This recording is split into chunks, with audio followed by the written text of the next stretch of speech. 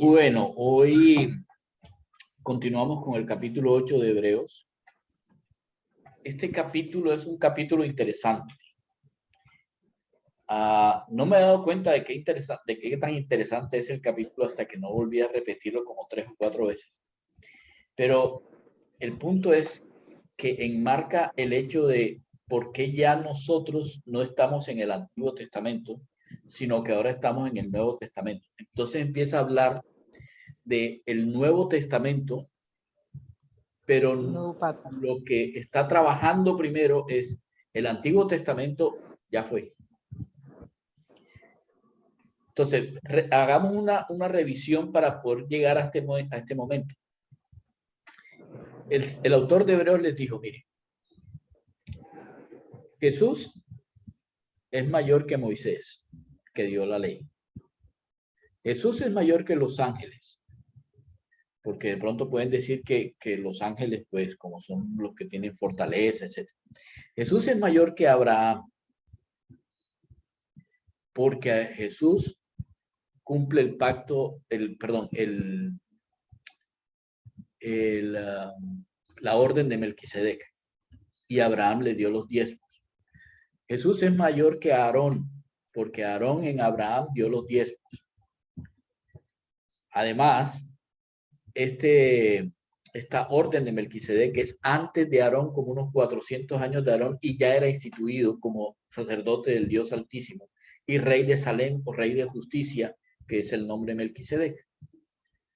Luego siguió hablando al respecto de, ok, esto tiene que ver con el hecho de que hay pactos de Dios que se cumplen de acuerdo con las promesas de Dios, y el antiguo pacto tenía sus propios sacerdotes, etcétera, etcétera. Y cuando llega al final, en el capítulo 8, versículos 1 y 2, al final de la disertación de la semana pasada, dice, en resumen, o sea, resumiendo todo lo que venía atrás, lo que venimos diciendo es, tenemos tal sumo sacerdote, o sea, no cualquier clase de sacerdote, sino este sacerdote que cumple con el orden de Melquisedec, que está por encima de los ángeles, que está por encima de Abraham, que está por encima de todo. Tal sumo sacerdote que se sentó a la diestra del trono de la majestad en los cielos, lo vimos la semana pasada, ministro del lugar santísimo y del verdadero tabernáculo que levantó el Señor y no el hombre. Entonces, ya para resumir, está diciendo, ok, ahora, no hay un sumo sacerdote como este. Nunca ha existido y nunca va a existir. Porque este sumo sacerdote es el único que tiene la potestad de haber terminado su trabajo hasta tal punto que se sentó. Y no se sentó en otro sitio, sino en el trono de Dios. Por lo tanto, es Dios. Pero no solamente se sentó en el trono de Dios y es Dios, además se sentó a la diestra de Dios, lo cual significa que tiene toda la autoridad de Dios en el momento. No hay nada que no esté bajo la autoridad de este sumo sacerdote. Pero no solamente es rey por estar en el trono, además es el sumo sacerdote porque ministra, y la palabra ministrar aquí no es la palabra de servicio como diaconía, sino liturgia, que significa alguien que por mérito propio y por voluntad propia y con corazón propio y compromiso propio, se dedica a servir a las cosas que son de Dios. Entonces, litúrgicamente hablando, está sirviendo dentro del lugar santísimo, pero no de cualquier lugar santísimo, de cualquier tabernáculo, sino dentro del lugar santísimo del verdadero tabernáculo. ¿Y por qué dice eso? Porque hay un tabernáculo que levantó el Señor y hay otro tabernáculo que levantan los hombres. Es lo que dice la última parte. Hay un tabernáculo celestial y hay un tabernáculo terrenal. Si ustedes se dan cuenta de la figura que hay detrás de mí, en Jerusalén, allá en las tierras de Israel, los israelitas construyeron un sitio acorde con todas las medidas que Dios les había dado, para tenerlo como para las visitas, para las personas que van de turismo. Un tabernáculo como el que Dios les había mandado que ellos debían hacer. ¿Lo ven atrás? ¿Sí lo ven atrás? Hola, Sí. Elsie. Okay. Buenos días para todos, ¿cómo están? Hola, hijita. Ok, entonces si lo ven allá atrás es más o menos la figura, se ve, esa es una foto, no es una representación, es una foto de ese sitio. Ok, entonces, ¿qué es lo que está diciendo con respecto a esto? Hay dos tabernáculos y la palabra tabernáculo significa tienda o un receptáculo, un sitio donde alguien mora. Entonces había un tabernáculo terrestre que era levantado por el hombre y hay un tabernáculo que es el verdadero, que es un tabernáculo en el cielo. En este tabernáculo es donde el Señor Jesús ministra o sirve o liturgia al mundo. ¿Ok? Eso fue lo que vimos hasta la semana pasada. Entonces, tenemos ese sumo sacerdote, pero vamos a mirar el tabernáculo terrestre. Porque ese tabernáculo terrestre es el que muestra físicamente el Antiguo Testamento. Todo lo que es el Antiguo Testamento está mostrado por ese tabernáculo terrestre. Ese tabernáculo tenía tres características. Una, la primera, era levantada por el hombre. Dios le dijo a Moisés que levantara un tabernáculo, que hiciera un tabernáculo, y le pidió al pueblo que diera oro, plata, piedras, tela, etcétera, etcétera, para que hicieran un tabernáculo como ese, para que la presencia de Dios estuviera una vez al año en ese tabernáculo y Aarón pudiera entrar como sumo sacerdote al tabernáculo. Pero cada vez que el pueblo de Israel caminaba, tenían que levantar el tabernáculo, empacarlo completamente, los levitas lo empacaban, empezaban a caminar con el tabernáculo y cuando llegaban al sitio donde debían quedar, otra vez volvían y armaban nuevamente el tabernáculo. Se colocaban 3 tribus a la izquierda, 3 a la derecha, 3 al frente y 3 detrás. Así todo el tiempo durante 40 años en el desierto. Ese tabernáculo era siempre levantado por el hombre. Para nosotros, ¿qué sería un tabernáculo para nosotros hoy?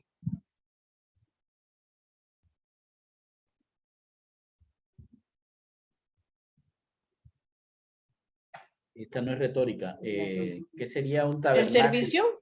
El servicio, no. No, ¿qué es un tabernáculo hoy? ¿Dónde dicen los hombres que está Dios? El sagrario, ¿no?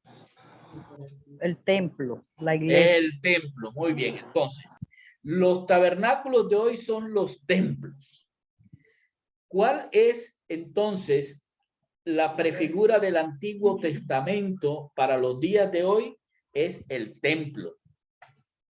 Cuando los judíos vayan a reconstruir nuevamente su religiosidad o su religión, ellos van a construir un templo, porque ellos necesitan tener un templo para hacer los sacrificios.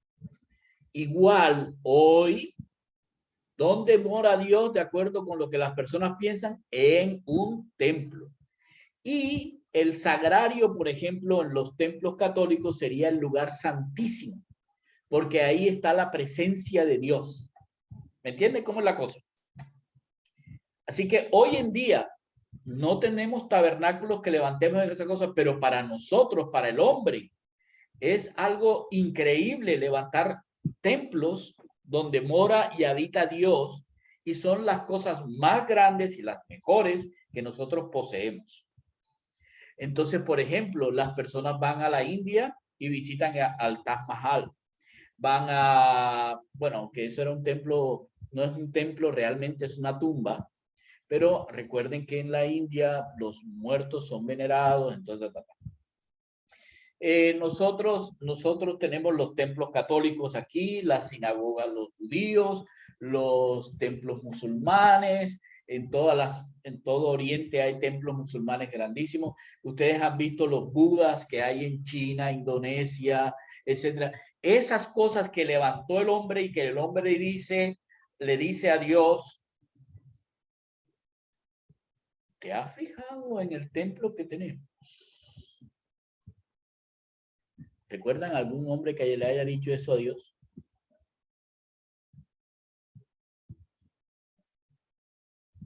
¿No recuerdan? ¿No recuerdan eso? Cuando los discípulos iban saliendo del templo, le dijeron al Señor Jesús, mira qué templo tan magnífico el que tenemos nosotros. Y el Señor les dijo, de este templo no quedará piedra sobre piedra.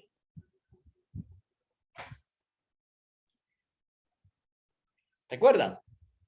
Pues hoy pasa lo mismo.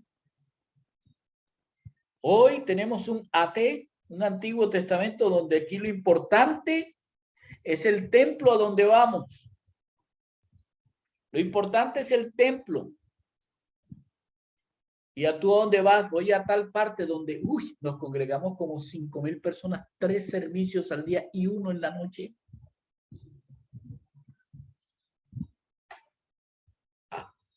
Debes ver el escenario de la alabanza. A eso es lo que el hombre llama importante. ¿Para dónde vas? Voy para mi iglesia. No, vas para un templo, vas para un tabernáculo, una vaina que levantaron los hombres. Miren las características, fíjense las características. Esa es la primera. Les voy a mostrar la segunda.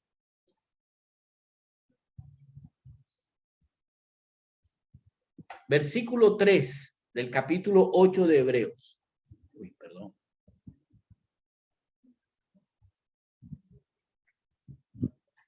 Porque todo sumo sacerdote es puesto para ofrecer ofrendas y sacrificios. De ahí que era necesario que el Señor Jesús también tuviera algo que ofrecer.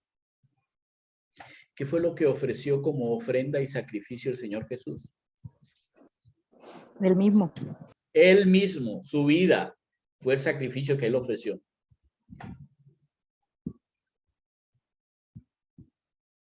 Si estuviese sobre la tierra, ni siquiera sería sacerdote. Porque ya hay sacerdotes que presentan las ofrendas según la ley. Ya hay sacerdotes. O sea que si el Señor Jesús estuviera en la tierra, ni siquiera sacerdote sería. En ese momento no era sacerdote, no hubiera sido sacerdote. Y en este momento tampoco. Nadie lo hubiera creído. ¿Por qué? Porque ya había sacerdotes instituidos. Somos los de la tribu de Leví. Tú, Jesús, ¿de qué tribu eres? Yo soy de la tribu de Judá. Tú no puedes ser sacerdote. La ley dice que solamente los de Aarón, o sea, los levitas, somos los que podemos ser los sacerdotes. Segunda característica que marca Antiguo Testamento es que los sacerdotes viven y hacen y establecen las cosas según la ley, según normas,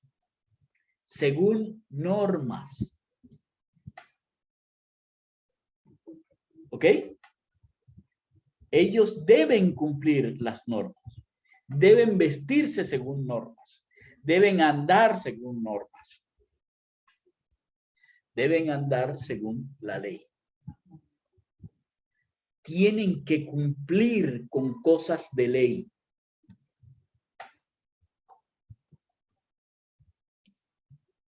Pónganselo en la mente. ¿Tenemos hoy Antiguo Testamento en las iglesias? No. ¿No? Ok. Luis Carlos, tú no puedes ser, Claro. tú no puedes ser pastor en esta iglesia porque hay que ordenarte. Ujú. Sí. Tú no puedes venir a esta iglesia bautista porque tienes que bautizarte. Tú no puedes enseñar en esta iglesia a menos que traigas corbata.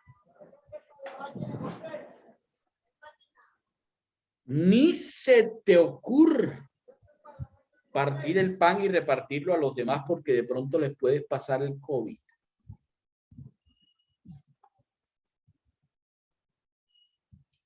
Por favor, tienes que colocarte un velo porque las mujeres deben tener señal de autoridad sobre su cabeza.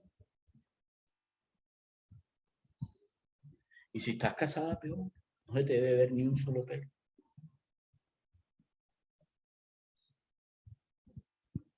¿Tenemos leyes en las iglesias de hoy en día? Si tú entras en un templo budista y eres un budista, tú entras con la mano así. Porque supuestamente tú necesitas entender que tú estás abierto a Buda y por eso vas con la mano aquí.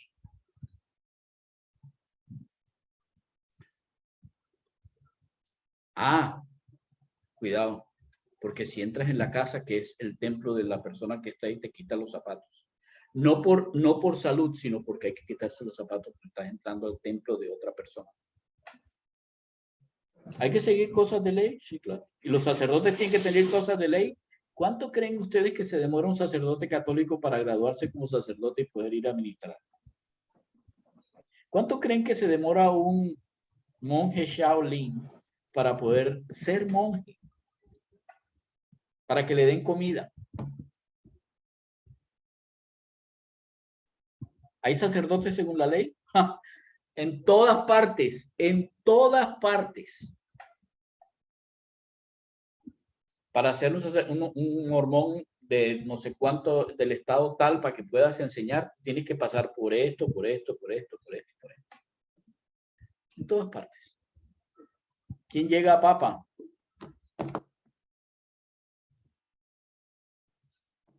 Justamente en el catolicismo el sumo sacerdote es el papa. ¿Quién llega a papa?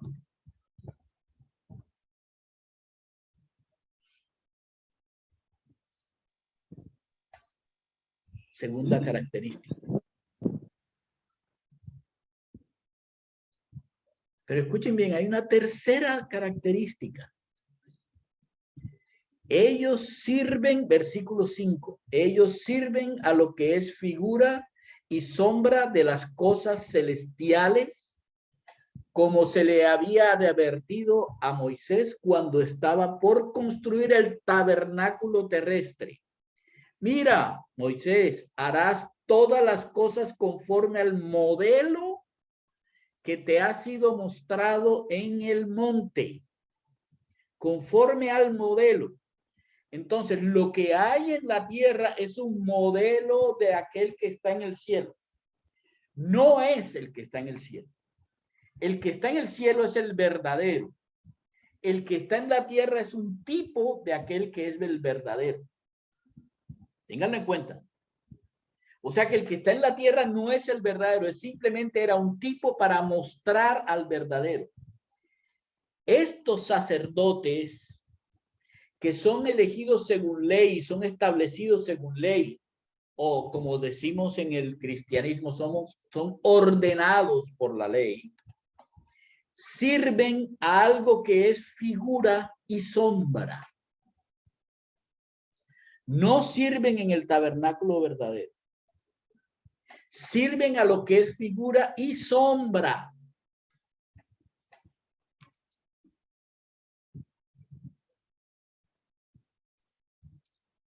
Su servicio es aquello que no es lo verdadero, sino aquello que es un tipo, un modelo.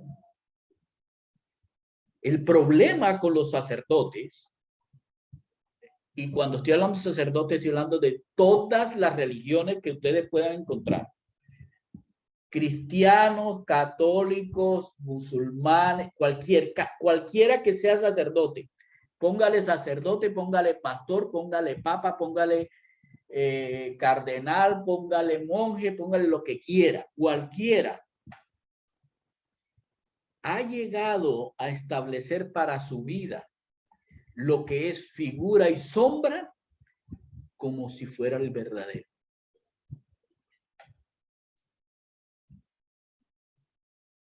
Como si eso fuera lo verdadero. Y por eso pone tanto énfasis en las cosas religiosas.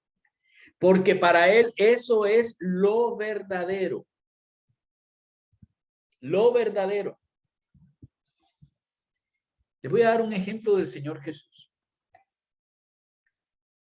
Él les dijo a los israelitas que estaban con él, les dijo, un publicano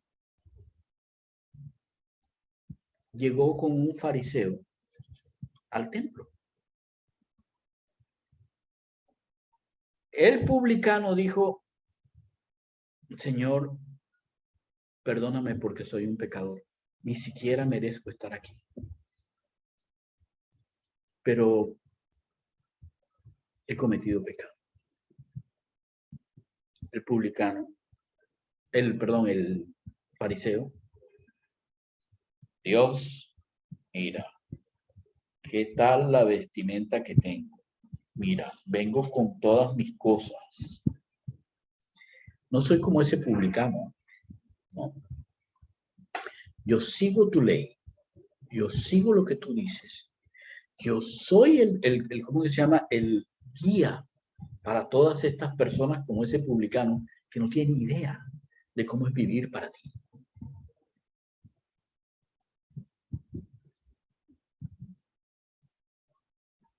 El Señor Jesús dijo, ¿saben? Hoy ese publicano salió bendecido más que ese fariseo. Para el fariseo, lo importante, lo verdaderamente importante era llevar sus flecos, llevar sus vestimentas, llevar sus cosas y presentarse como alguien que era. Para el publicano era aceptar que no tenía nada para presentarle a Dios.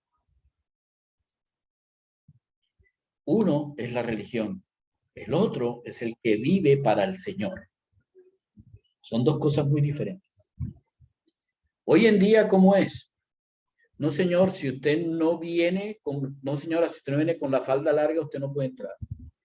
Eso sería estar mostrándole de más a los hombres.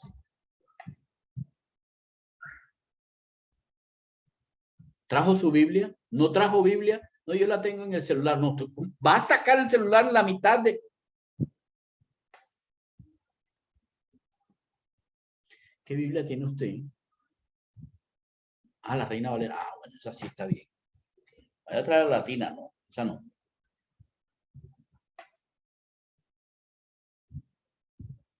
¿Usted ya fue, ya lo bautizaron? No, no. Anótese en esta lista para que lo bauticen la próxima vez que vayamos a bautizar, que ya lo tenemos programado durante todo el año. Un bautizo en octubre, un bautizo en noviembre y uno en diciembre. ¿Y cuál quiere usted?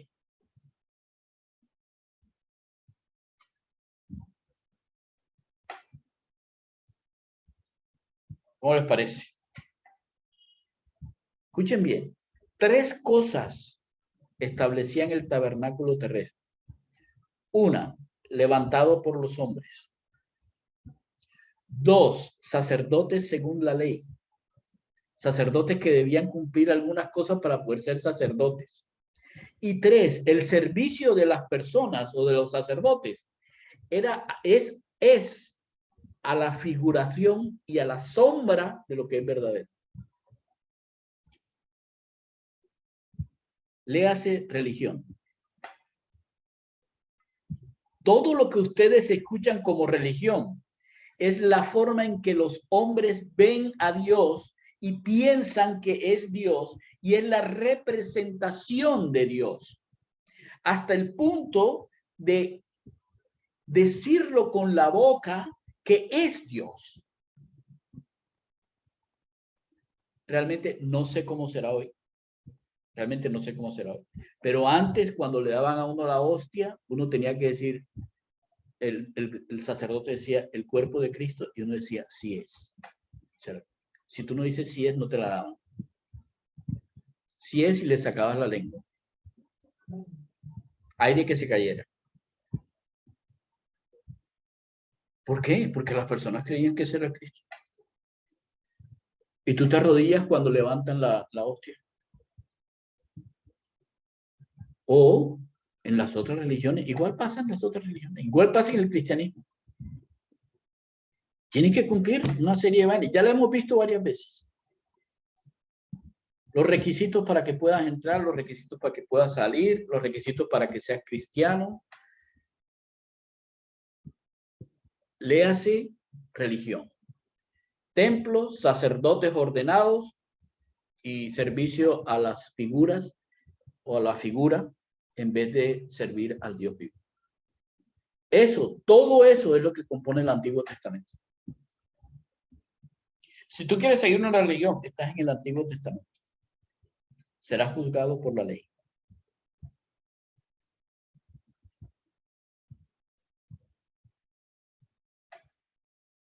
¿Cómo vamos hasta ahí? ¿Cómo vamos hasta ahí? Súper, súper bien. ¿Está claro? Sí, señor, sí está claro. Sí, señor. Ok. Sí. Ahora,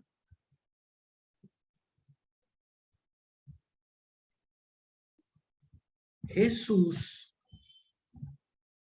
ha alcanzado un ministerio sacerdotal. Quiero que entendamos esa expresión tanto más excelente. Eso en realidad es una sola palabra y lo que significa es tan sumamente bueno, o sea, el culmen de lo bueno, el culmen de la excelencia. El ministerio sacerdotal de Jesús es el culmen de la excelencia. No hay nada por encima del ministerio sacerdotal del Señor Jesús que alcanzó en este momento.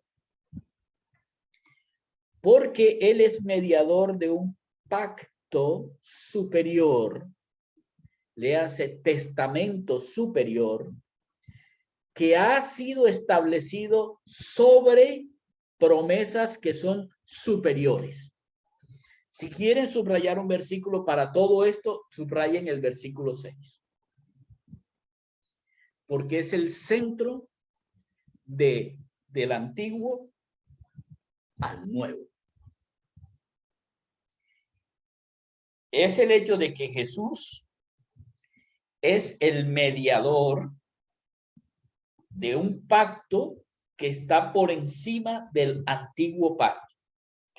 Un pacto que está por encima de los templos, un pacto que está por encima de los sacerdotes ordenados, un pacto que está por encima de las formas, un pacto muy superior, el más grande, el más alto de los pactos, muy por encima del Antiguo Testamento. Y el que media en ese pacto es el Señor Jesús. Eso es lo que dice. Ahora, entendamos bien lo que eso significa. Entendamos bien lo que eso significa. La primera cosa, está establecido sobre las promesas que son superiores a las del anterior pacto. Primera cosa que debemos entender. El Nuevo Testamento está fundamentado, está colocado sobre las promesas que son superiores. Y la palabra superior significa no hay más nada arriba de esas promesas. Cuando se establece ese pacto sobre esas promesas superiores, lo que pasa es que el pacto se convierte en superior. como está establecido sobre promesas superiores, entonces el mismo pacto es superior por cuanto las promesas son superiores.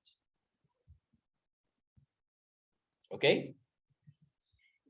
No hay ningún pacto por encima de este.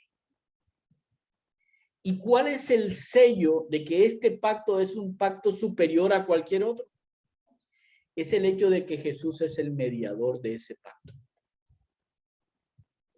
Pero eso, ¿por qué tendría que ser? Porque Jesús es un sacerdote según el orden de Melquisedec.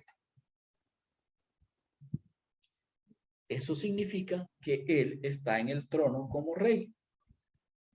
¿Qué pacto puede ser superior al pacto que hace el rey al pacto que media el rey con los súbditos? Ninguno. La promesa. La palabra mediador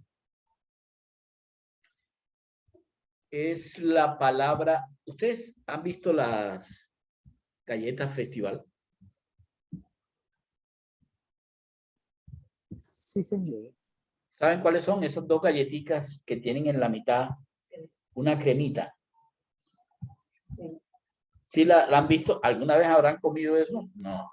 Sí, claro, se come uno Si no- primero la crema antes que las galletitas. Exacto, Claro si que no, sí. no tuvieron infancia. Sí, sí. En Arequipa son alfajores. En Argentina son alfajores. Acá también, aquí también hay alfajores. Y aquí también hay alfajores. Que es Deliciosos. con arequipa. Mm. Ese mediador, la palabra mediador, es esa cosa que está en la mitad. Es la crema que une.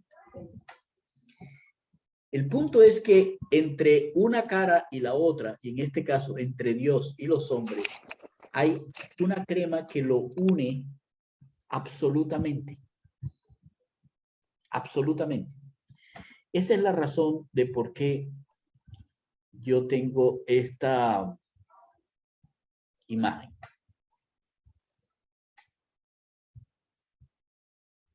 El puente entre Dios y los hombres es Jesús. Y no existe otro mediador como Jesús, porque Jesús tiene un pie como 100% hombre.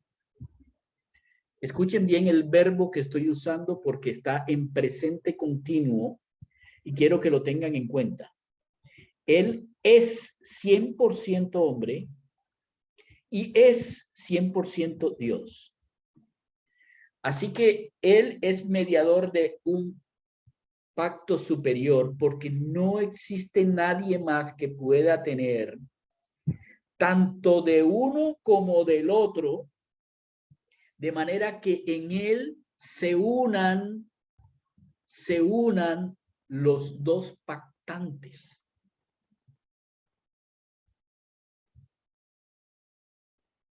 ¿Ok? Eso es lo que significa la palabra mediador.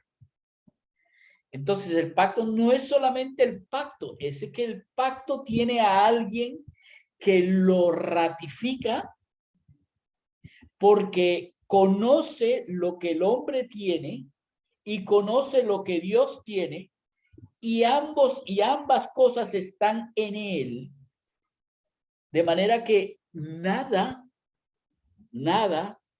está por fuera de su entendimiento como mediador. ¿Ok? ¿Por qué él puede hacer las promesas superiores o por qué el Padre puede hacer las promesas superiores? Porque él es el mediador y sabe lo que el Padre quiere. Porque es un pacto superior, porque las promesas sobre las que está hecho son promesas que están hechas de parte de él, que es el rey y además el sumo sacerdote. ¿Sí? Ok, ahora, este nuevo pacto tiene la necesidad de dejar atrás el antiguo pacto. ¿Y por qué se deja atrás el antiguo pacto? Dice el versículo 7. Porque si el primer pacto hubiera sido sin defecto, no se habría procurado lugar para un segundo pacto. O sea que nosotros debemos entender que el primer pacto tenía defectos. Tenía defecto. ¿Cómo así?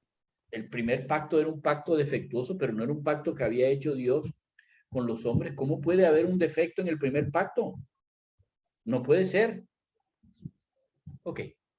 Revisemos ese primer pacto para saber cuál era el defecto de ese primer pacto. ¿De acuerdo? Por favor, vayan buscando en sus Biblias Éxodo capítulo 24, versículos 3 al 8.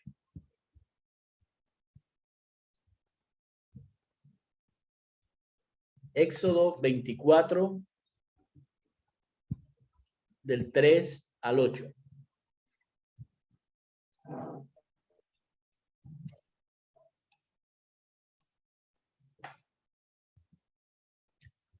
Lo voy a leer en la versión Reina Valera 2015.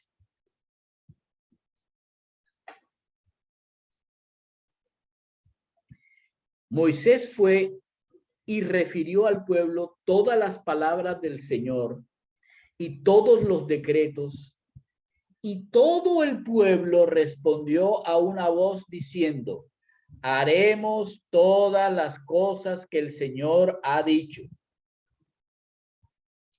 Moisés escribió todas las palabras del Señor y, levantándose muy de mañana, erigió al pie del monte un altar y 12 piedras según las 12 tribus de Israel.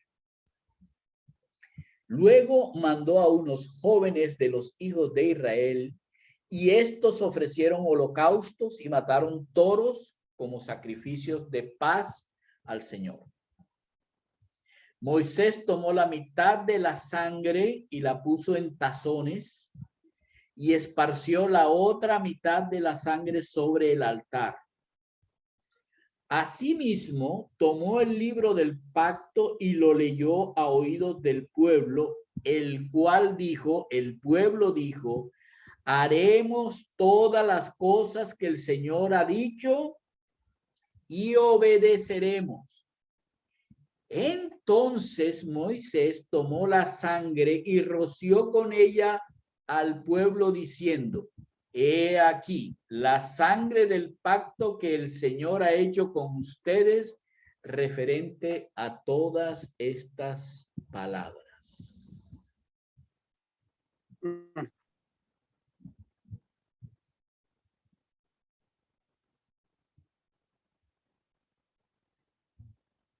¿Cómo les parece?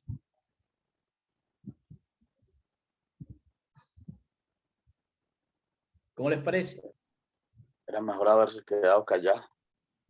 El pueblo Ah, dijo, y el pueblo colocó sobre ellos la sangre diciendo: es un pacto.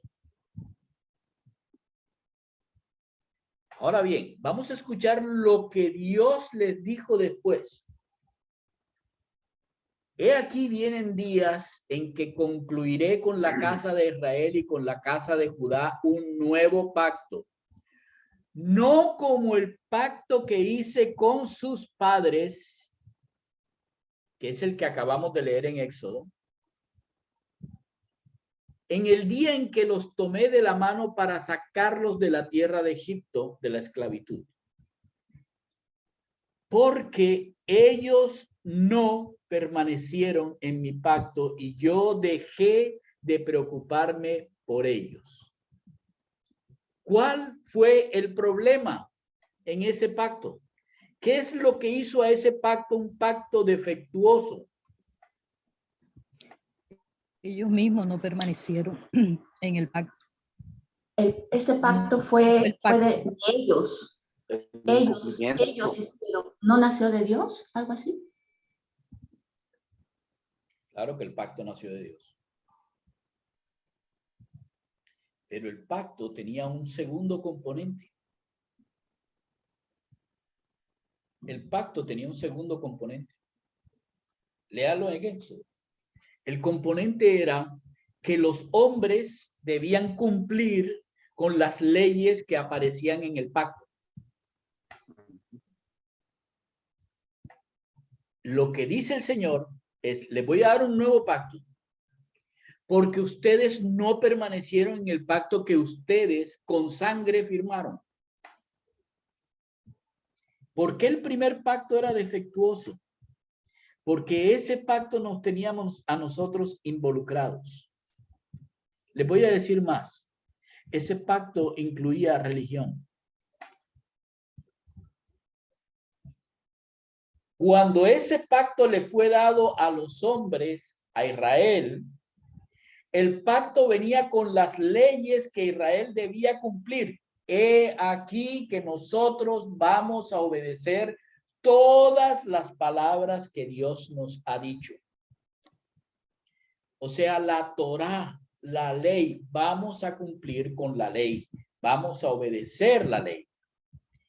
Pero ¿qué hicieron los israelitas? Se quedaron con la ley y suplantaron al Dios de la ley con la ley. Y convirtieron la ley en una religión. Entonces, lo importante para los israelitas era el tabernáculo. Entonces, lo importante para los israelitas eran los levitas. Entonces, para los israelitas, lo importante eran las leyes que había que cumplir. No importa quién era aquel que había hecho el pacto con ellos. No, eso no importaba. Empezó a ser más importante todo lo que tenía que ver con la religión que con aquel que había generado el pacto para que ellos pudieran vivir bien y vivir en libertad, salidos de la esclavitud de Egipto.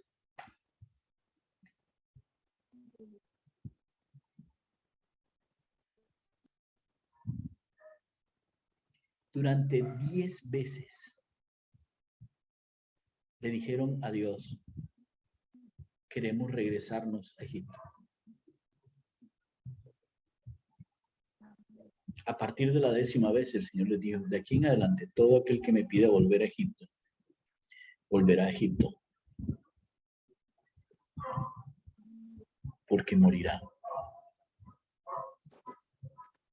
Volver a Egipto representaba pecado, y el pecado se pagaba con muerte.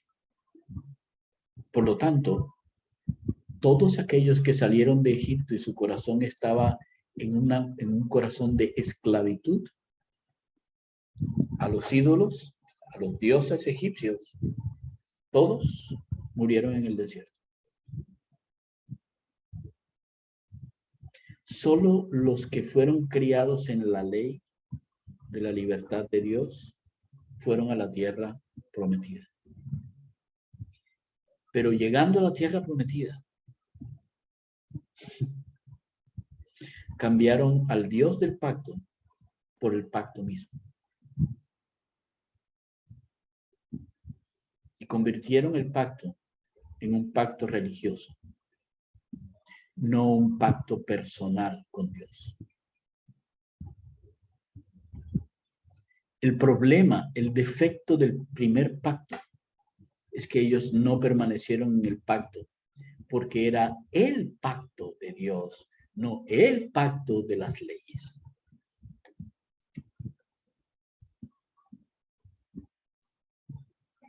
¿Cómo les parece?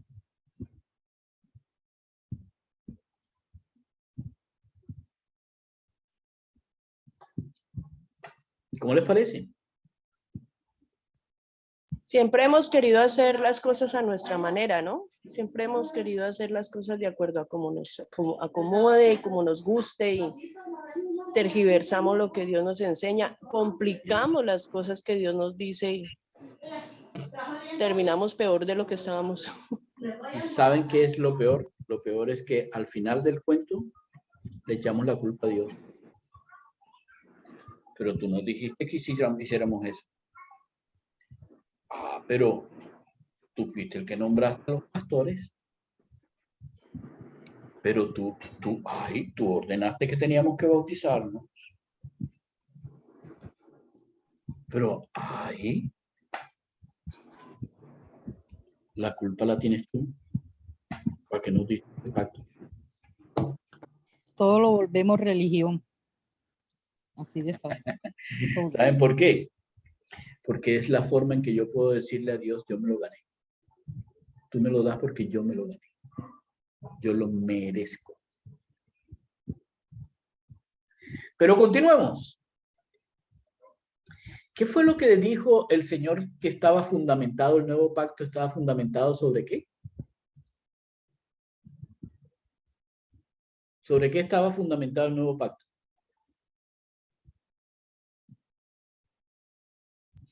Sobre la sangre del Señor Jesús. Perdón. Por favor. ¿Qué Sobre el dice? mediador. ¿Sobre qué? Las promesas superiores. Al fin. Sobre las promesas superiores. Sobre eso tiene el fundamento, está establecido el pacto, es sobre las promesas superiores que hizo Dios. Ahora lo que vamos a estudiar son las promesas superiores. Versículo 10. Porque este es el pacto que haré con la casa de Israel después de aquellos días, dice el Señor. Primera promesa. Pondré mis leyes en la mente de ellos y la voy a escribir en su corazón.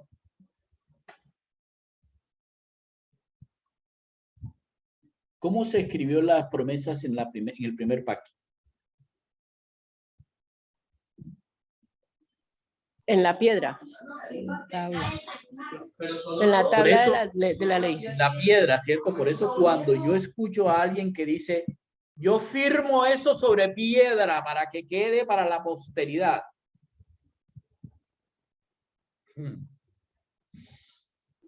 Ay, Dios. Segunda promesa. Yo seré para ellos Dios y para mí ellos serán pueblo. Mi pueblo.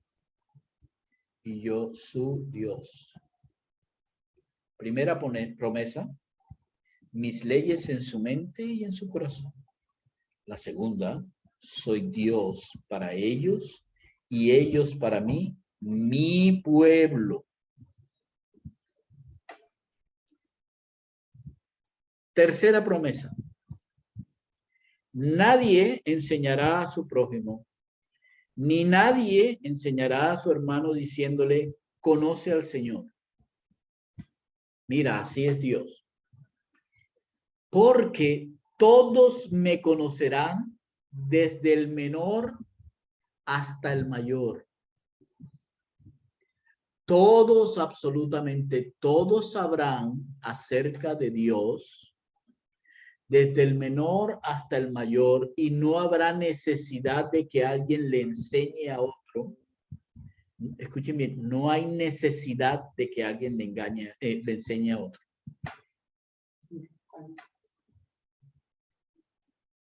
Pero, pues, Carlos, supongo puede ser, o sea, siempre va a necesitar pastores.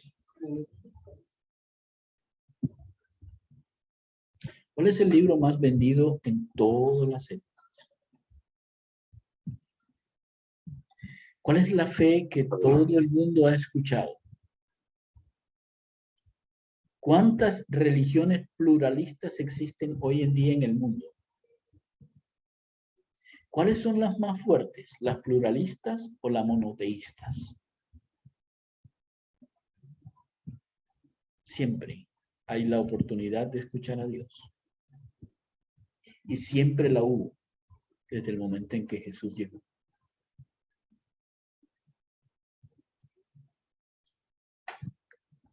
Ya vamos más allá. Cuarta promesa. Yo seré misericordioso en sus injusticias o a sus injusticias y jamás me acordaré de sus pecados.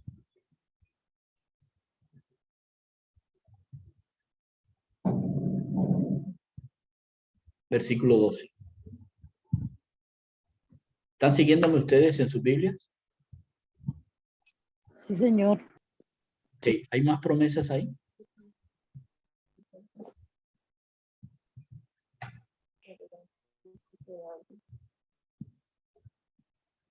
No. No. Entonces ahora tenemos 4 promesas de parte de Dios. Mis leyes en su mente y en su corazón. Yo seré Dios, usted es mi pueblo. Nadie necesitará enseñar al otro. Y yo tomo la decisión de ser misericordioso en las maldades de sus injusticias y de sus pecados no me voy a acordar más.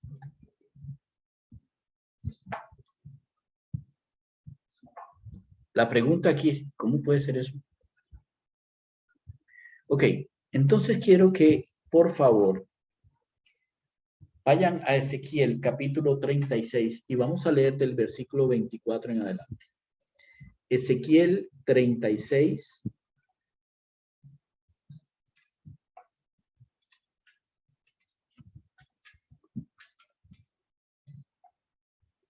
Del 24 en adelante.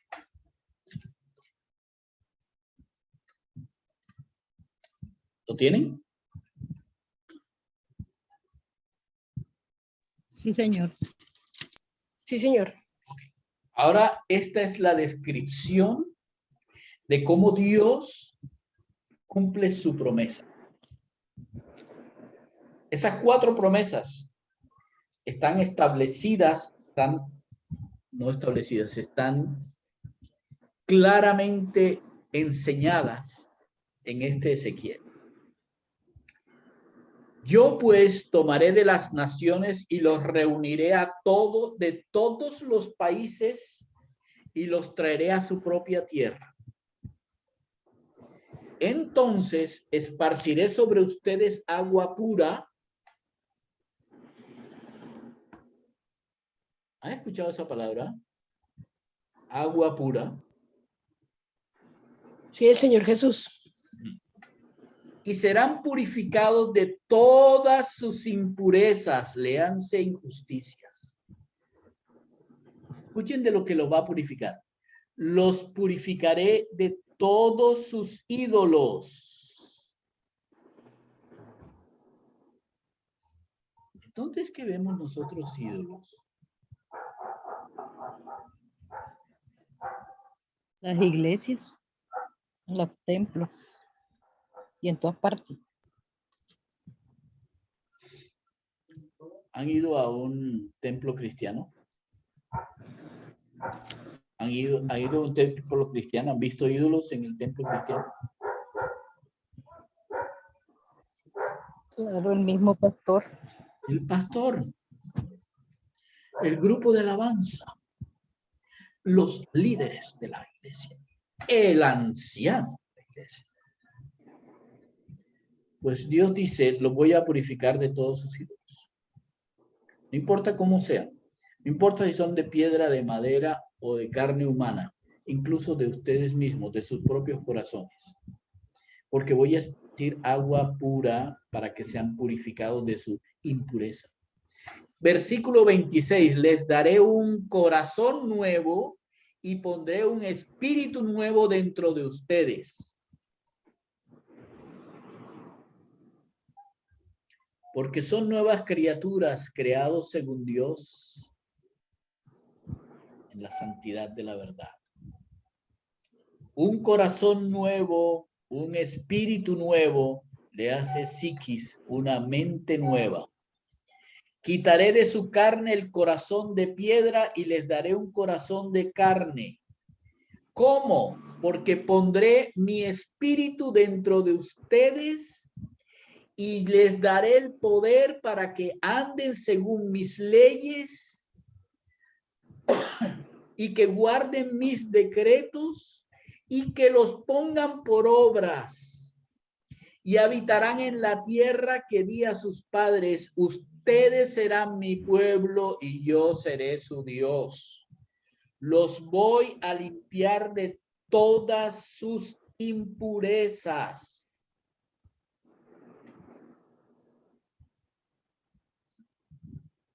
¿Está claro? ¿Está claro? Que sí está claro. Sí, señor. Sí. Ezequiel 36 dice que estas 4 promesas, que son promesas superiores, de acuerdo con lo que hemos leído, son promesas superiores. Pondré mis leyes en su mente y en su corazón las voy a escribir, ya no un corazón de piedra, un corazón de carne. Seré para ellos Dios y ustedes serán mi pueblo. Ustedes no necesitan de que alguien les enseñe porque el que les va a enseñar está en ustedes. Y yo seré misericordioso y no me voy a acordar de sus pecados. Punto. Eso se logra o se logró el día en que el Señor colocó su espíritu en nosotros. ¿Por qué estas promesas son superiores? Porque las promesas son el propio Espíritu Santo. El propio Espíritu Santo. Colocaré mi espíritu en ustedes. Cambiaré su corazón de piedra a un corazón de carne que me escuche, que pueda tener una relación conmigo. Y eso lo va a sellar como parte de mi pueblo. Y nadie les tiene que enseñar, porque el Espíritu estará en ustedes. El día que ustedes quieran hablar, no se preocupen por lo que van a hablar, porque el Espíritu que está en ustedes hablará. Yo tengo un montón de cosas todavía que tengo que enseñarles, pero cuando yo me vaya, les dejaré mi espíritu y mi espíritu les enseñará todo lo que tengan que decir.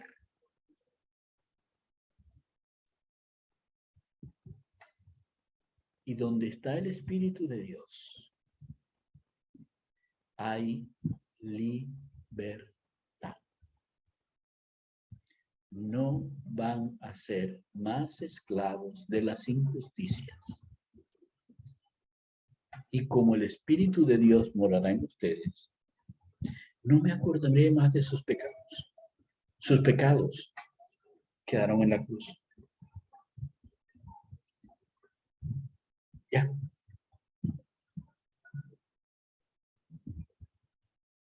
Le voy a hacer una pregunta. ¿Por qué escúcheme, por qué este pacto?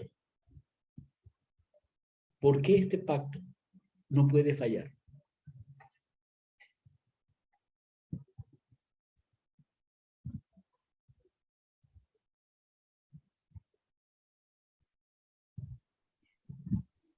Porque el hombre no está. ¿Por qué qué? Porque El hombre no toma la decisión, sino es solo Dios. Muy bien, excelente. Porque el hombre no tiene nada en este pacto. No ha metido la mano ni va a meter la mano y no tiene que cumplir absolutamente nada en este pacto. La sangre no fue derramada sobre nosotros. La sangre solamente fue derramada sobre el mediador. Nosotros pasamos muy por encima el hecho de la muerte de Jesús en la cruz y el hecho de que haya derramado hasta la última gota de sangre. Y no hemos entendido todavía lo que significa el pacto de Dios, el nuevo pacto de Dios. La sangre nunca cayó sobre nosotros, cayó sobre Él. No vengamos nosotros a salir con el cuento de que tu sangre nos cubra. Hey, ¿saben lo que están diciendo cuando dicen tu sangre nos cubra? Estás diciendo yo voy a obedecer y que me cubra la sangre de Cristo si no es verdad. Ah, no. Porque si tú crees eso, un día, tu religión va a hacer lo que hicieron los padres. No, tú no te ligas a Dios. Dios tomó la decisión de ligarse con nosotros. Si existe alguna religión, es la de Dios hacia nosotros, no la de nosotros hacia Él. su religión fue enviar a su hijo a morir para pagar por los pecados nuestros. Quitar los pecados de en medio. Quitar los pecados de en medio. Dejarnos santos. Colocar el Espíritu Santo, porque donde está el Espíritu Santo que es santo no puede haber pecado, porque el pecado no puede estar en presencia. Y con eso cumple sus 4 promesas. Y como el pacto no depende de más nadie sino de él, no hay ninguna posibilidad, pero ninguna posibilidad de que haya más pactos o que haya un pacto por encima de este pacto. No nos dejemos engañar. Dios a nosotros por este nuevo pacto nos ha hecho libres. No mañana, no pasado, no cuando venga por nosotros, no cuando muramos, somos libres.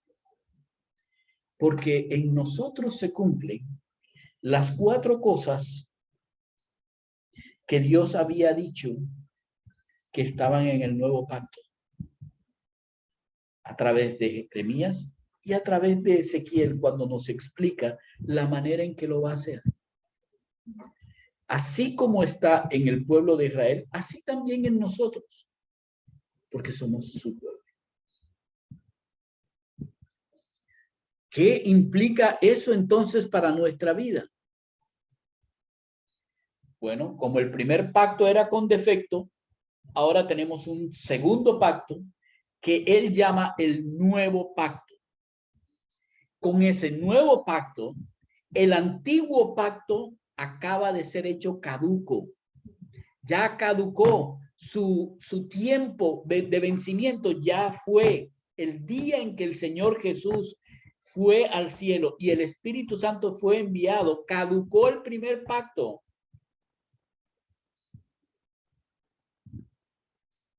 Y en el tiempo de la escritura del libro de los Hebreos, estaba a punto de desaparecer. Porque todavía en ese tiempo estaba el templo.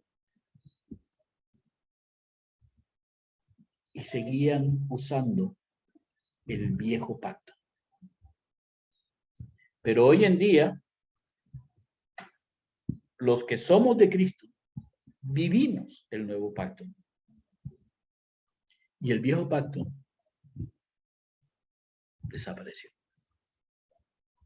No estamos bajo el viejo pacto. No estamos bajo la ley.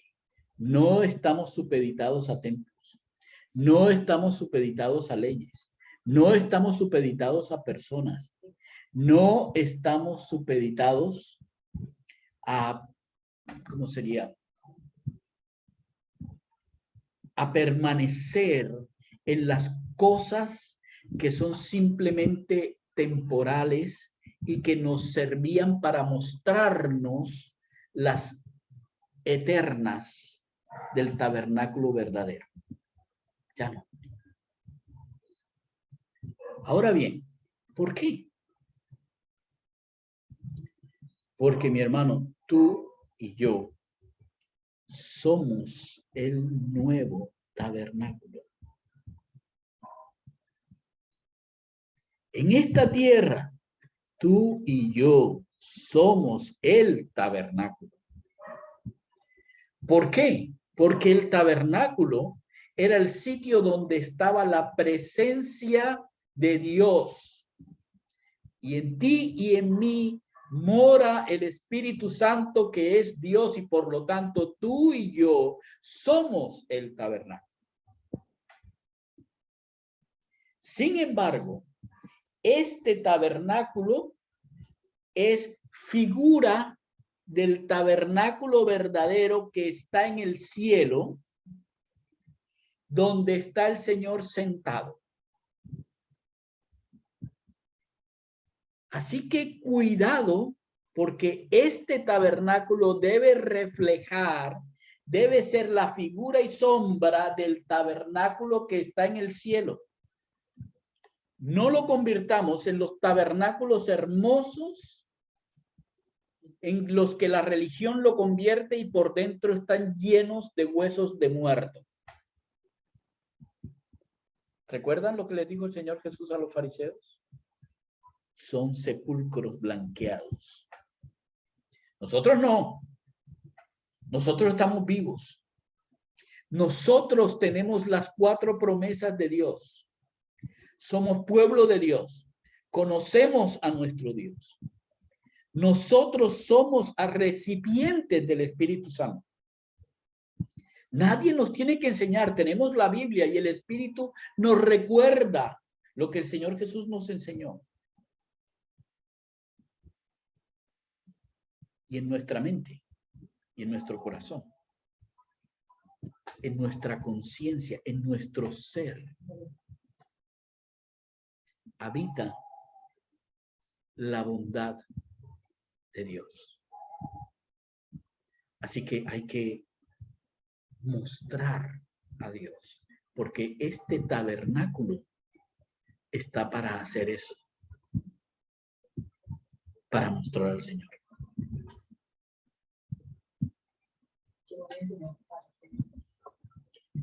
Eso es exactamente lo que el Señor Jesús le dijo a los discípulos.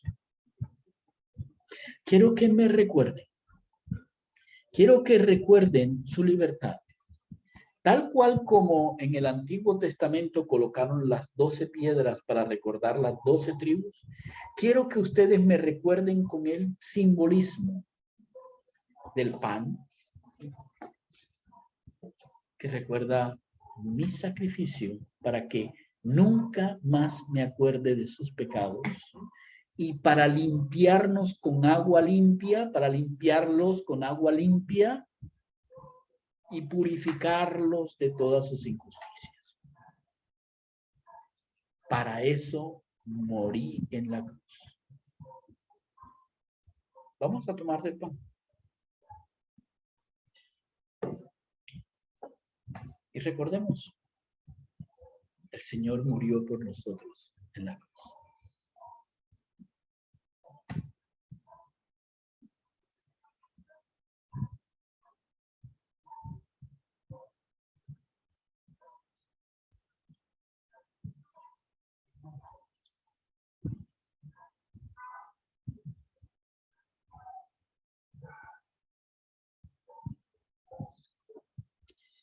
De la misma manera alzó la copa de vino y dijo, este es el símbolo de la sangre que será derramada para sellar el nuevo pacto.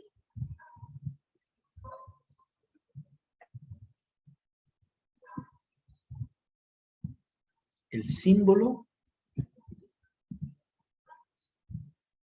para que nosotros sepamos que el nuevo pacto fue sellado y se cumple.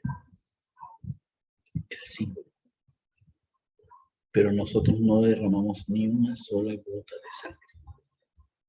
Ni tenemos que decir nada con respecto a eso, excepto gracias. Porque ese pacto lo hizo Dios, lo cumplió Dios, y será por una eternidad. Por eso vamos a tomar del vino. Y recordamos. Recordamos.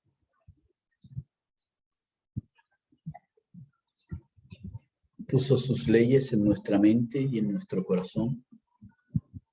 Es nuestro Dios. Somos su pueblo. Nadie nos tiene que enseñar quién es el Señor. Él es el Señor. Y no importa si estamos nuevos o viejos en el Evangelio, lo conocemos. Y asumimos su misericordia por nuestra maldad. Y sabemos que nunca jamás nunca jamás seremos juzgados para maldición por nuestros pecados.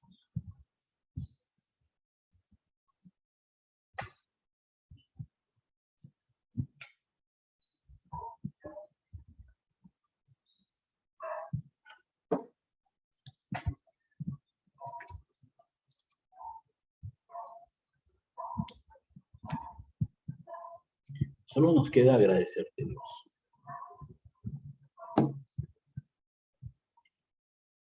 No solamente por la salvación. Es que tus grandiosas promesas son grandiosas realidades en nosotros hoy y por la eternidad. Por eso,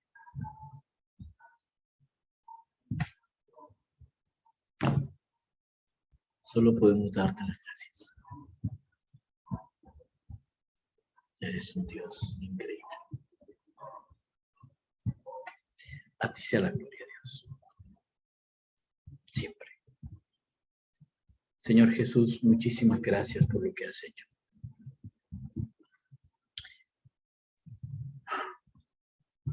Sabes que solo decirte Señor, ya hasta me parece tan poquito, es que no sé qué otra. No, yo entiendo que es la palabra que tú deseas, pero es que lo que hiciste fue algo increíble. Y a ti, Espíritu Santo, yo te doy las gracias por tus enseñanzas, por tu iluminación,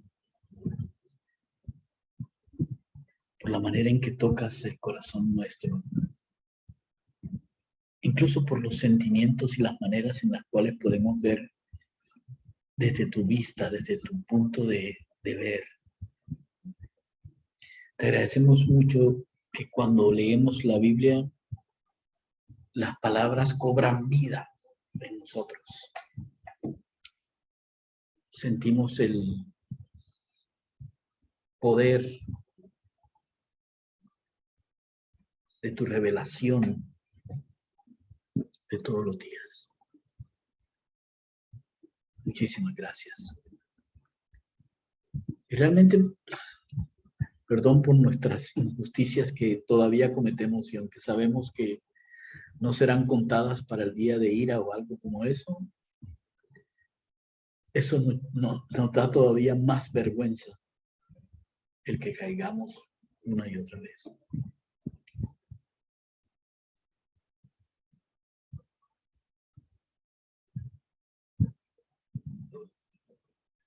Pero estamos agradecidos porque tu poder nos levanta y nos permite vivir como tú quieres. Así que Dios, a ti sea la gloria por los siglos de los siglos. ¿Ok? Amén. Muy bien. ¿Se dieron cuenta la transición del Antiguo Testamento al Nuevo Testamento? Qué maravilla, ¿no? Ajá. Así es. Una pregunta. Voy a detener la grabación porque si no se va a volver muy larga. Un segundo.